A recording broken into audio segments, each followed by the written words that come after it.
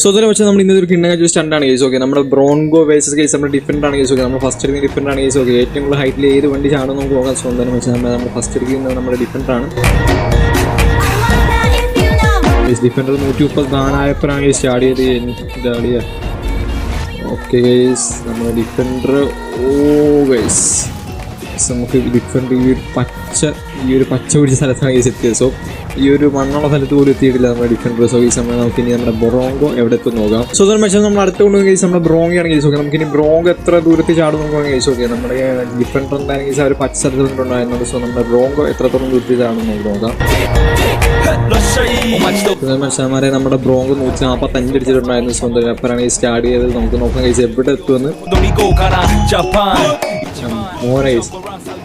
പക്ഷെ എനിക്കൊന്ന് കേസ് രണ്ടും ഏകദേശം ഒരേ രീതി വന്നു. ബട്ട് കേസ് നമ്മുടെ ഈ ഒരു റേസിൽ വിജയിച്ചിരിക്കുന്നത് നമ്മുടെ സ്വന്തം ബ്രോങ്കയാണ് കേസ്.